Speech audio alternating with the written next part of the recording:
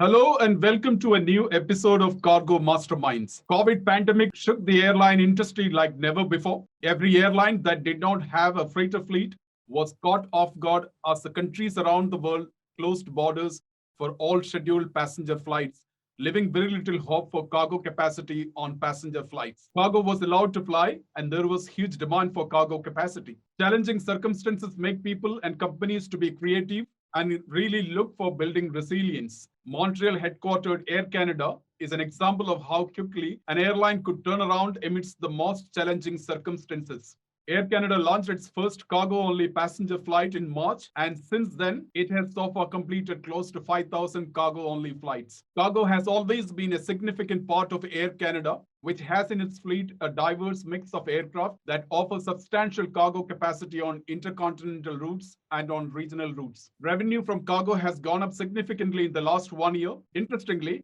Air Canada will soon have a fleet of freighters to capture the current and future market opportunities. To discuss what lies ahead for Air Canada Cargo, I'm so glad to welcome Jason Berry, Vice President of Cargo at Air Canada, to this episode of Cargo Masterminds. Jason joined Air Canada as a Vice President Cargo on 1st of January 2021. He moved to head the cargo division of Air Canada from Alaska Airlines, where he led cargo business from 2012 until June 2019. Jason, welcome to the show. Thank you. It's great to be here. Jason, let's start with your role at Air Canada as the head of cargo. Tell us about your job so far at Air Canada as the new head of cargo. What has been the brief to you and what are your priorities? It's been, this is week 7, so I've just begun. And I think right out of the gate, we recognize that there's still a mandate to continue to do all we can to keep as many airplanes flying as possible. And really that means looking at opportunities to fly cargo-only airplanes any place there is demand. And that was really from day one, the beginning is let's make sure we're using our fleet as efficiently as possible and capturing on the opportunity of the lack of capacity across the market. And more importantly, too, it's we're trying to just ensure that our long-term customers have the support and capacity they need during this really a crunch. Long-term, it's been from the day one is we have some freighters coming. We're launching an e-commerce platform, and we still have our drone program that we're working with Drone Delivery Canada on that is continuing to grow and get some legs. And so we have a lot of things coming near term, but the long-term initiatives, we have to start getting those knocked out. That's really been the focus. Jason, we will come to some of those specifics later in the discussion. Jason, bring us up to speed with the current cargo operations at Air Canada. How have things improved since the hard lockdown has been relaxed? I don't know whether you still have a hard lockdown even in Canada right now. Unfortunately, in Canada, we are still under a fairly significant lockdown. And in fact, I have a curfew here in Quebec. I have to be home still by 8 p.m. every night. And obviously, it's part of the efforts to continue to stem the spread of COVID-19. And I understand why the provinces have taken such a strong stance. We want to protect the communities. But for the cargo side, it has been extremely impactful. And in fact, even just as much early as this week, we further reduced our international flying. And as a result, the pandemic continues to put quite a bit of pressure on the Canadian supply chain, and in particular, our ability to service all of our markets. We're doing everything we can to be creative and fly cargo-only airplanes, but you can only do so much. And I think that we are still reeling from the pandemic, and I actually don't expect us to really truly be out of a hard lockdown for another few months, it feels. Jason, if you can take us through how you have been, or Air Canada has been creating capacity, significantly repurposing some of your wide-body planes to allow cargo to be loaded on the passenger cabins.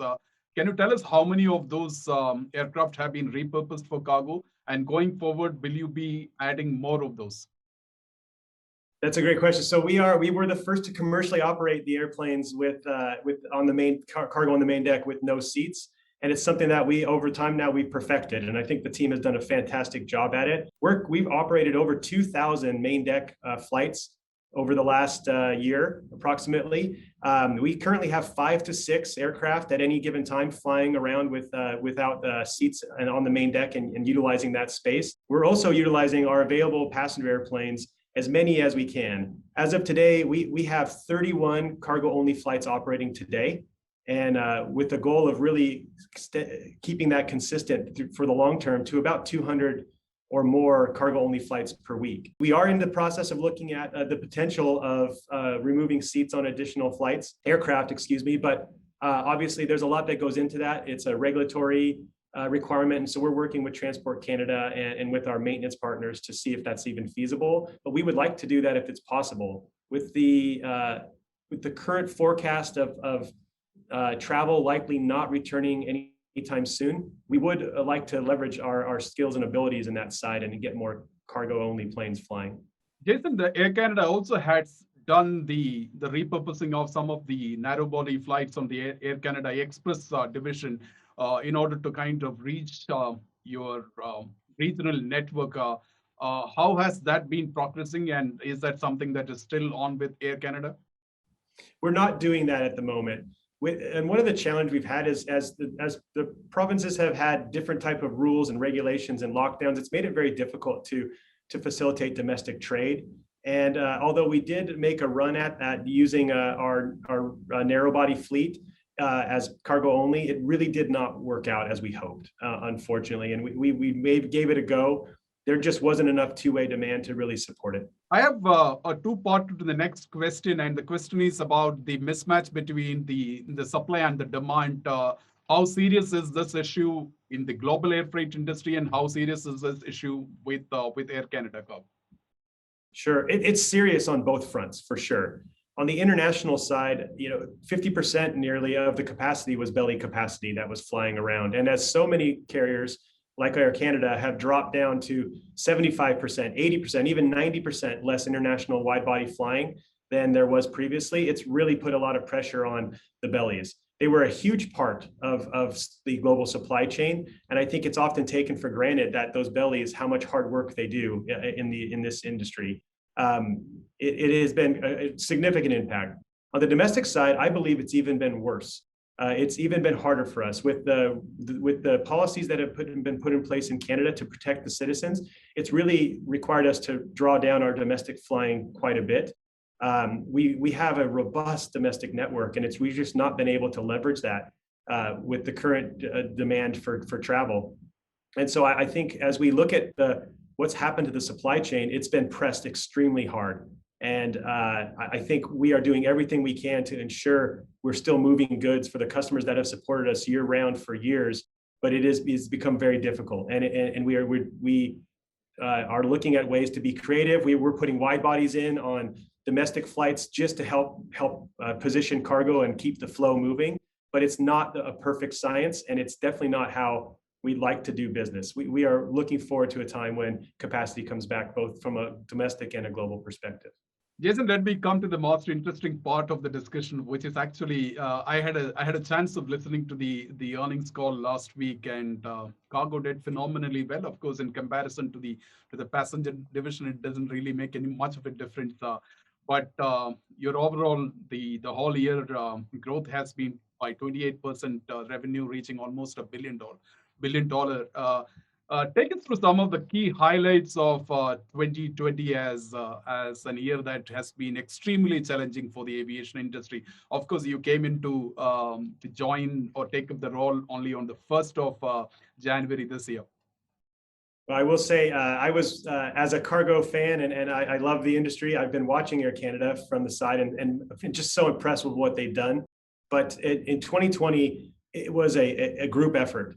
This was, although cargo is getting a lot of attention, this wouldn't have happened if it weren't for the other branches within Air Canada that have supported us. Everyone rallied around the cargo team this year, last year, to give us the capacity, to get us airplanes, our pilots, our mechanics, everyone, our flight attendants, all of our work groups, including the cargo team and the airports teams, have really played a role in ensuring that we can keep the supply chain moving. And whether it be cargo only flights or even passenger flights where we only had 20% load factor, we were able to work with our passenger side to ensure that between the cargo mix and the passenger mix, we could have a sustainable operation and keep that cargo moving. It's often overlooked that in the bellies, we are bringing in PPE and bringing in COVID vaccines into the country. So we do play an important role. Some highlights, I think one thing that I'm most proud of is the team, and we often don't hear this in the news. There's oftentimes negative news about flying right now, but Air Canada carried 2.7 million kilos of PPE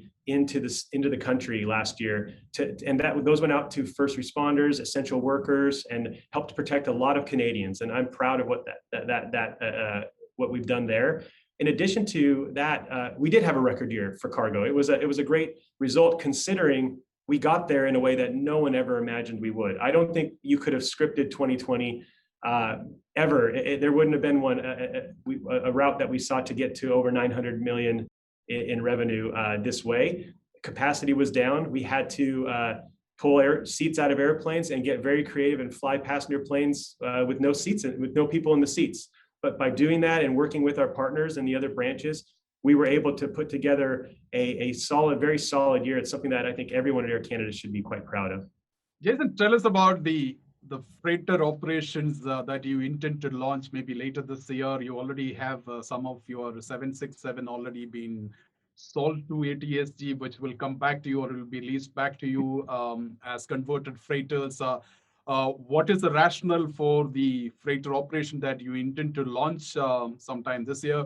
And give us more details about how many of them will be inducted and by when do you begin your commercial operations? Yes, so as you mentioned, we have two being inducted this year, and we expect to have both of those flying in the fourth quarter for peak season. The rationale behind it is, as you look at the strong network that Air Canada has built over the years on the passenger side and the cargo demand that continues to grow, it only makes sense to get back into the cargo side of things on the wide-body freighter network to really complement our fantastic passenger network. This is not just an opportunistic play. I think this was in the works for quite some time. The timing is really just, it happens to just fall under a time where there's a massive capacity crunch, but we are in this for the long term. These airplanes are going to be in our fleet for a very long time. They are going to have a beautiful Air Canada livery, which I can't wait to share. And so these are our airplanes, and we expect to deploy these airplanes on a scheduled basis to support the customers who've supported us over the years. And that's really what we want to be, is take our great passenger operation and create a scheduled freighter operation that complements and actually helps extend our passenger network in terms of the cargo side. So as of now, how many freighters would you intend to have maybe like end of next year? As you heard on our earnings call, we hope to have 7 by the end of 2022, and we are working now, actively working on getting our slots and sorting everything out. But our whole network really comes into fruition and becomes a whole unit in 2023 as we continue to bring these airplanes in and start to build the program. So the remaining 5 would come from outside, or do you have the aircraft already, which you could sell it to ATSG and get them back as converted freighters? We have all of our own feedstock. So we are very fortunate. The 767s from our Rouge fleet that were retired earlier this year, they happen to be available. And I think this is another great story for Air Canada, is we're taking an aircraft that was really has used up its purposeful life on the passenger side. And we're going to take this now, bring it back into our network as a freighter and continue to drive new revenue streams for the larger Air Canada. It's an exciting opportunity. We are thrilled that we've been given the trust, entrusted these airplanes, and we're going to make the best of it for the next decade or more. So does that mean that you will exit all 767 passenger aircraft from your fleet?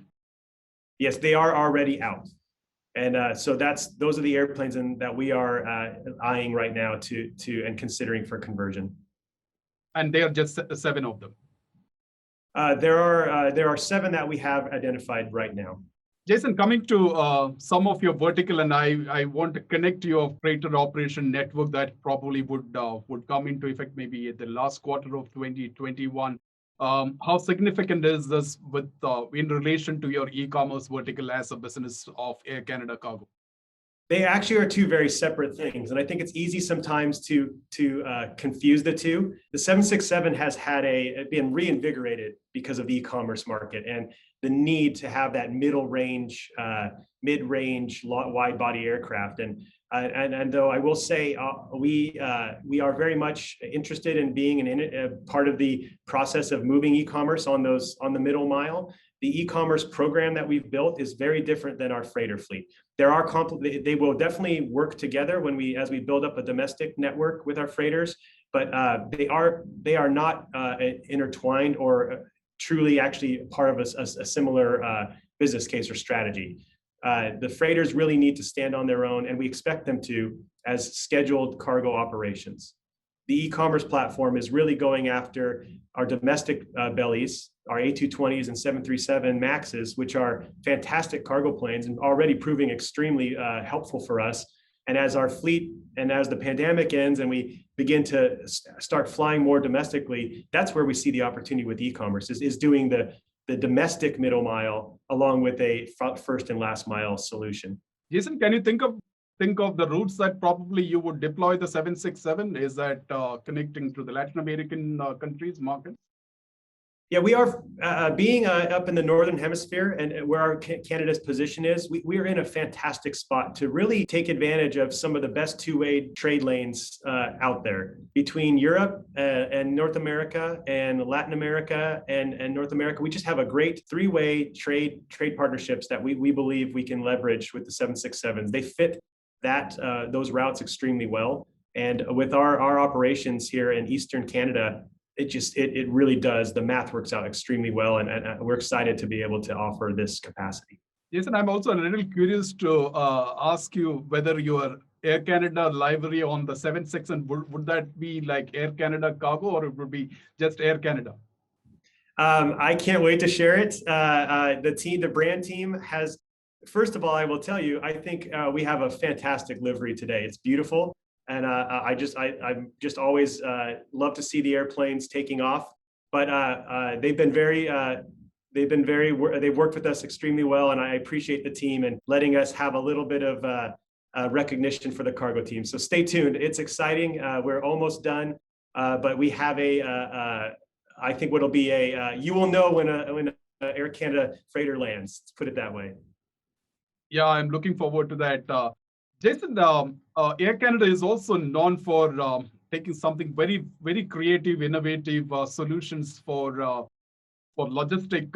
You've been one of those early airlines who really thought and really understood the value of last mile connectivity and the role a cargo drone could play. Tell us about how would your cargo drone ecosystem that you partner with Drone Delivery Canada, and then you have partnership within Africa and in India that you have already signed up. How do you see that fitting into your e-commerce platform? It is actually highly complementary. Again, as we build our network, the core of our market is still our passenger network and the cargo network that we bring with that great, robust flying across the globe and domestically. You add in the freighters, you add in e-commerce, they all work well. And then you take our Drone Delivery Canada partnership, and I just think that allows us to extend even further. And when you talk about first mile and last mile, I believe the drones are our solution to that impossible mile, the challenges. And we are extremely eager to get that out and continue to grow that. It is growing and it's doing extremely well.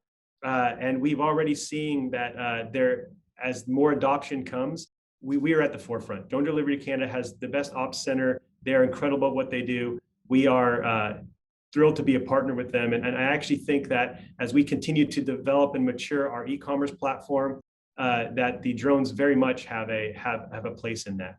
Okay, on to another important topic of the discussion, which is the COVID vaccine transport. How has Air Canada been building the capacity for COVID vaccine transport? Have you been already carrying the COVID vaccine already into your country? We are. So we've been fortunate to support Canada in this as well, and we are carrying the vaccine fairly consistently from Europe into Canada. We have also just completed a new cooler in Vancouver, and we are in the process of breaking ground on a new 30,000 square foot state-of-the-art cooler in our hub in Toronto. that should be ready by the end of this year. We are really set up for the pharma market. We know how important that is. This has happened obviously before my time, but the foresight has been by the leadership here at Air Canada. We recognize the importance of this and controlling that supply chain and keeping the temperatures intact and the integrity of the product. But we actually are already carrying it. We have a great pharma program already. We're only enhancing it with the investments we're making. Today, we do see, ironically, it's our passenger flights that are carrying quite a bit of the COVID vaccine. And so it's good that we are able to keep some of our passenger flights flying because they have been a fantastic source of daily lift for the COVID vaccine because of shelf life, because of the requirement. You do need to have an ability to have frequency to make sure that you can carry these commodities into the country so that then the distribution can happen beyond.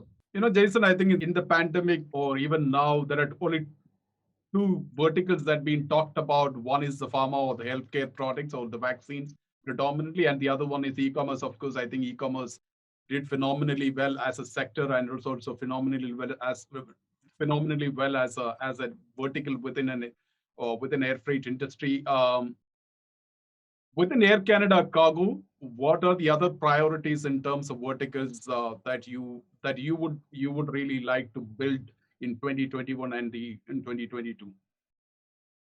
I think the first and foremost is we are not going to forget what's built our business and our freight forwarding partners that we've supported over the year. We want to continue to provide consistent year-round capacity to those customers because e-commerce is very critical and it's an important part of the evolution of consumer expectations and consumer requirements. And we absolutely recognize that, and I don't want to downplay it at all. But ultimately, we still need to ensure that the freight forwarders and our partners have access to capacity. These freighters are something that excites me because as our passenger side, occasionally passenger flights are seasonal and we have different gauge aircraft flying into different locations based on passenger demand. Well, those change in gauge can really affect what I can carry from the cargo side.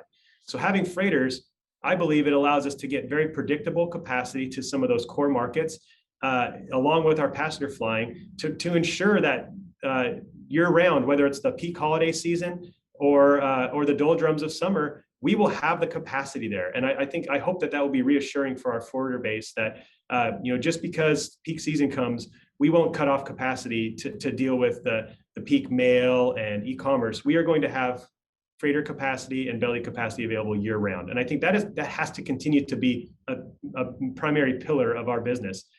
We don't want to just chase what's the hot item or the growing demand. We have to find a good balance, and I think that's at the focus of Air Canada and our team, and they've done a great job with that already. Jason, you said this is your 7th week in Air Canada Cargo as head of cargo. How do you make an assessment of your life at Air Canada Cargo? Because you have taken a kind of small break after almost 8 years, or it's about 7 years at Alaska heading the cargo division. So how do you look at your current role and how are you enjoying it? I spent 2 years almost in the ground handling side again for Alaska's subsidiary, McGee Air Services. And that was a great experience. And my time there was fantastic. But to get back into cargo, and I started in cargo 25 years ago, it really is my first love. And it's great to be back. I'm getting back on. It's like riding a bike. But I have a lot to learn, and I'm lucky that I have a team that's been very patient and getting me up to speed very quickly. I've never stopped following the trade in the industry, and although I did take a break for a few months, it's never been out of my purview. And so getting back in and getting back to the international side has been it's really invigorating. And on top of it, it's invigorating because this team that we have that's assembled across the globe is fantastic. We have people on just about every continent, and they know their business. They care deeply about Air Canada, and I can feel their passion when I'm on my team's calls and checking in with them. I've just been impressed with their desire to continue to grow this business, and I look forward to the future. We have a lot of great things coming. Jason, on to my last question. How would you like to see Air Canada Cargo as you complete 1 year on January 1st, 2022?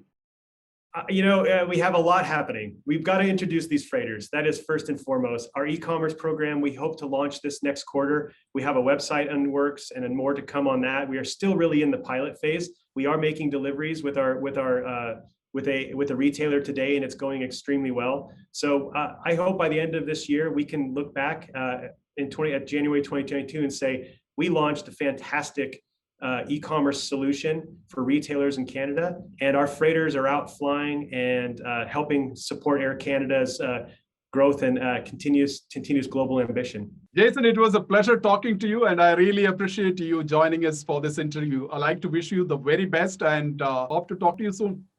Sounds good. It was great to finally to talk. Thank you. That was Jason Berry, Vice President Cargo, Air Canada, joining us in Cargo Masterminds. Join me next Monday as I bring a new guest from the air cargo world. Till then, take care and stay safe. Thanks for watching.